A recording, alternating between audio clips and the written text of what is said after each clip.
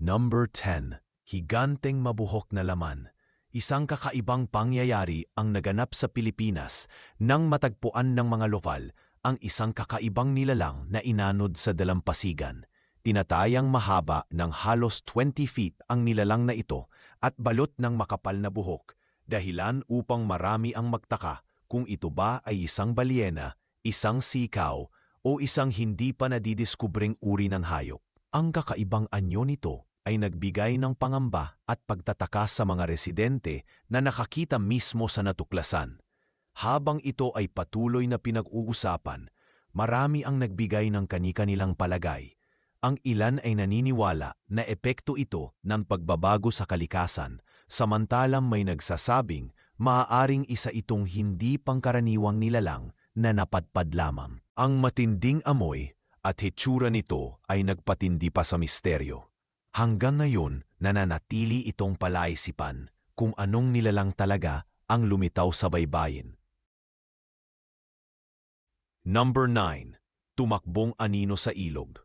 Sa isang simpleng pangingisda ng magkakaibigan sa Pilipinas, isang nakakakilabot na pangyayari ang hindi inaasahang nakunan sa kamera. Habang sila'y abala sa kanilang pagtawa at kwentuhan, isang madilim na figura ang bigla na lamang dumaan sa kanilang likuran at tumawid sa ilog. Hindi ito napansin ng grupo sa mismong oras na iyon, subalit ng kanilang panoorin ng video, agad silang nakaramdam ng kilabot sa kanilang natuklasan. Mabilis na kumalat sa social media ang nasabing video at marami ang nagpahayag ng kanilang sariling interpretasyon. May nagsasabing isa itong multo, habang ang iba na may naniniwala na isa itong masamang espiritu. Ang ilan ay tinawag pa itong isang shapeshifter, ngunit hanggang ngayon ay wala pa ring tiyak na kasagutan. Ano man ang tunay na pinagmulan, malinaw na ang pangyayaring ito ay nagbigay ng matinding takot at usap-usapan sa mga nakasaksi sa video. Number 8. Bisiro na may mukha ng tao. Isang nakamamanghang pangyayari ang yumanig sa Argentina nang ipananak ang isang kuya na tila mayroong mukha ng tao. Ang mga mata, ilong at bibig nito ay kahawig ng tao, dahilan upang marami ang mabigla at magtanong kung paano ito posible. Ayon sa mga veterinaryo, maaaring dulot ito ng genetic mutation na hindi karaniwan, ngunit hindi pa rin maipaliwanag ng buong buo kung paano naging ganoon ang anyo ng hayop. Ang naturang insidente ay mabilis na naging sentro ng usap-usapan sa kanilang komunidad. Hindi rin napigilan ng social media na palakihin ang usaping ito. May mga taong nagsasabing ito'y isang masamang pahiwatig, habang ang iba na may naniniwala na ito ay tanda ng himala. May mga dalubhasa ring nanawagan na huwag gawing katatakutan ang naturang nilalang, sapagkat isa lamang itong bunga ng likas na pagbabago sa kalikasan. Gayunman, ang kakaibang anyo ng guya ay nananatiling palaisipan at patuloy na pinag-uusapan ng maraming tao. Number 7. Lumilipad na isda.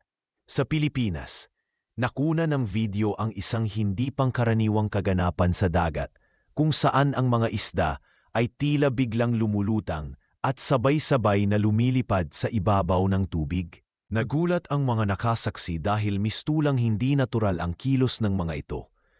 Ang kakaibang eksenang ito ay agad na naging tampulan ng atensyon, lalo na at bihira lamang masaksihan ang ganitong pag-uugali ng mga isda. Maraming haka-haka ang lumabas matapos kumalat ang video. Ang ilan ay naniniwalang ito'y sanhi ng matinding pagbabago sa klima at tubig dagat, habang may mga nagsasabing ito'y senyales ng nalalapit na sakuna. Mayroon ding mga nagsabi na baka may mas malaking nilalang sa ilalim ng dagat na siyang dahilan ng kakaibang pag-uugali ng mga isda. Hanggang ngayon, nananatili pa ring misteryo kung ano ang tunay na sanhi ng lumilipad na mga isdang ito. Number 6. Paikot na liwanag. Isang kakaibang pangyayari ang namataan ng ilang tao kung saan isang maliwanag na anyo ang tila paikot-ikot sa himpapawid. Ang hugis nito ay hindi pangkaraniwan, parang umiikot na bilog na may kakaibang kislap. Maraming nakasaksi ang nagulat at nagtanong kung ito ba'y gawa ng tao, isang natural na phenomenon o maaaring tanda ng hindi pa nalalaman na bagay. Ang kakaibang liwanag na ito ay mabilis na kumalat sa internet at nagbunsod ng sari-saring kuro-kuro. Iba-iba ang naging opinyon ng mga nakakita sa kakaibang liwanag. Ang ilan ay naniniwala na ito ay gawa ng advanced na teknolohiya, habang ang iba namay nag-isip na baka isa itong uri ng meteorological event. May nagsabi ring maaaring ito'y simpleng optical illusion lamang. Gayunman, nanatiling palaisipan ang tunay na pinagmulan ng liwanag at hindi maikataila na nagdala ito ng takot at pagkamangha sa mga taong nakasaksi. Number 5. Sanggol na Dragon. Isang nakamamanghang balita mula sa Morocco ang kumalat nang may matagpo ang tila isang maliit na dragon. Ang katawan nito ay may mga pakpak at tila may balot ng kaliskis na nagbigay impresyon na ito'y isang nilalang mula sa alamat. Maraming nakakita ang nagulat dahil hindi karaniwang hayop ang kanilang nasaksihan. Dahil dito, naging mainit na paksa ito sa mga balita at social media. Habang patuloy ang usap-usapan, maraming paliwanag ang sinubukang ibigay ng mga eksperto. May nagsasabing maaaring isa itong hayop na nagkaroon ng kakaibang depekto, samantalang ang iba na may naniniwala na ito'y nilalang na hindi pa ganap na natutuklasan. May mga naniniwala ring ito ay peke lamang at gawa ng tao upang maakit ang pansin. Sa kabila ng lahat ng ito, nananatili pa ring misteryo ang maliit na nilalang at patuloy na nagbibigay ng palaisipan sa marami. Number 4. Kakaibang nilalang sa Taiwan. Isang nakapamanghang video ang lumabas mula sa Taiwan kung saan namataan ang tila kakaibang nilalang na gumagalaw sa gilid ng tubig. Ang itsura nito ay malayo sa mga karaniwang hayop na nakikita sa lugar, dahilan upang umani ito ng malaking atensyon mula sa publiko. Maraming tao ang nagtanong kung ito ba'y isang uri ng amphibian, isang nilalang na dagat o isang bagay na hindi pa natutuklasan. Habang pinag-aaralan ang video, marami ang nagsasabing maaaring ito'y isang halimaw na galing sa alamat, samantalang ang iba namay naniniwala na isa lamang itong hayop na nagkaroon ng kakaibang anyo. May ilan ding naniniwala na baka gawa lamang ito ng teknolohiya o isang prank upang makakuha ng atensyon online. Gayunman, hindi maitatangging nagbigay ito ng takot at pananabik sa mga taong nakapanood. Number 3. Bihirang amphibian. Sa Europa, isang natatanging hayop ang nakunan na tinatawag na olm o human fish. Ito ay isang uri ng amphibian na naninirahan sa ilalim ng lupa at tubig, na may kakaibang anyo dahil maputi at halos walang mata. Sa kakaibang anyo nito, marami ang natakot at naiintriga dahil mistulang hindi ito karaniwang nilalang.